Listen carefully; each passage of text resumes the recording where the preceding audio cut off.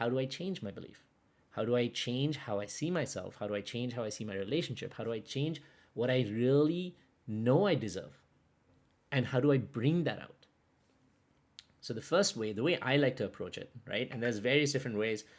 I love Dr. Joe Dispenza's stuff so much, but Dr. Joe Dispenza, what I find is that in his method of neuroscience, it's an unconscious like focus only on the future and not enough on like what has brought me here to this point. So, and that's amazing. Like I mean, his job is like his work is so phenomenal. But what I try to teach people is that it's difficult for you to act on your life tomorrow if you don't know what is holding you back today. So the first part is to actually discover our wounds then. Okay, what is making me scarce so that I can't be abundant? And that's where we come down to beliefs. That's where we come down to traumas. That's where we come down to past relationships. Now, if you were to be able to actually look at any of these things, if you were actually able to go back and dig deep and you're witnessing these and you're like, okay, I want to see what's holding me back. I want to see where the pain is coming from. I can guarantee you will find at least, and if you go that, this is if you're able to go past the layer of the ego, which prevents you from seeing things, right? You will go one step back and then two steps and then three, and you will see at least maybe 10, 15, 20, 100 moments of pain. You will see 100 moments of rejection. You will see moments of abandonment. You'll see moments where someone has unconsciously invalidated you. Now, think about this, okay? Let's say you want to dance and you are now, let's say, 10 years old and you really want to dance, and I'm the dance teacher. Now, in this space, who do you really want to impress? You want to impress me, right? Because I'm the dance teacher. You're like, music teacher, fuck off. I want to impress the dance teacher. So you're coming to me to impress me, which now unconsciously makes me like a little god in your life, because what I choose to do, how I choose to validate you, will actually shape you as an individual and your dance, right? So now you practice every fucking day. You come at me, I'm like, not good enough, not good enough, not good enough. You'll keep pushing, you'll keep pushing, you'll keep pushing. But your entire belief of how good or bad you are is based on not how good or bad you are. It's based on how good I tell you you are. You see?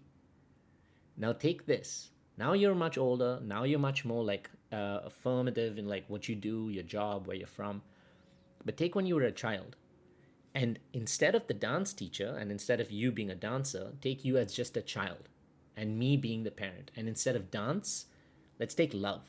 Let's take love being that meaning of exchange. So you come to me and you really want to be loved.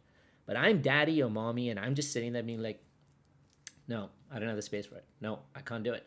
No, I've got so many mouths to feed. No, I don't have time for this. No, I have to go make money. Or I don't even have to say no. I just put on a face. I just shut it down. In fact, my trauma may make me a narcissist, which may project onto you. But at the end of the day, you as that little child who wants to impress me so much, all you're receiving is not good enough, not worth enough. You're not valuable enough to be loved. Because your source of that validation, love, and security and safety is who? From where? From me. So, to create abundance in your relationships, remember why I said you have to discover where you first felt scarcity. And that's going to be in those either childhood relationships or in those past relationships when you were denied what was a basic desire for yourself.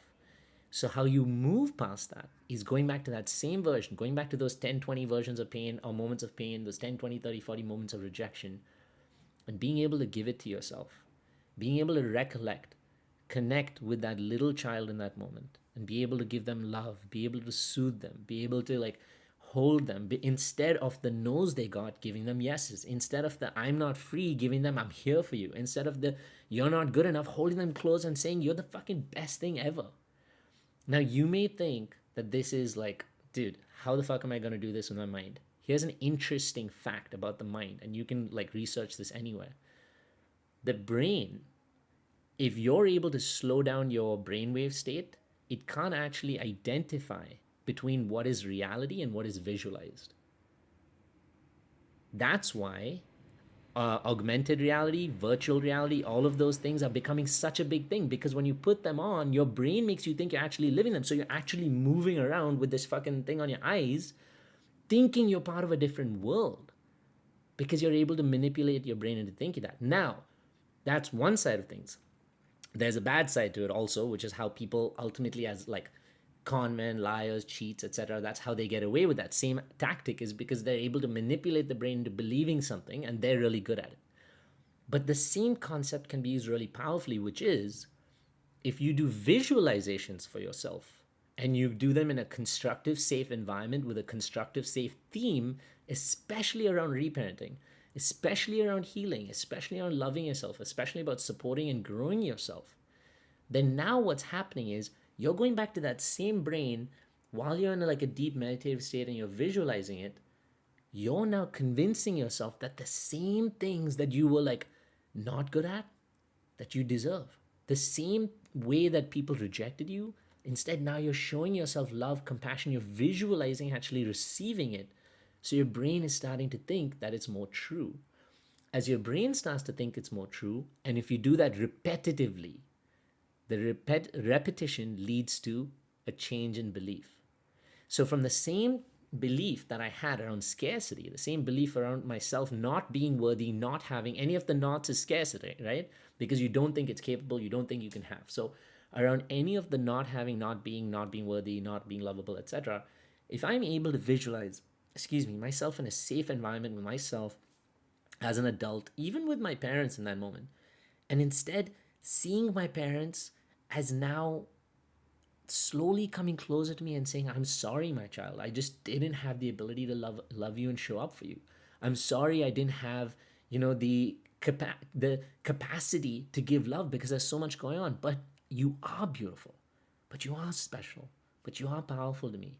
I may never be able to show you how much, but you are so meaningful and special.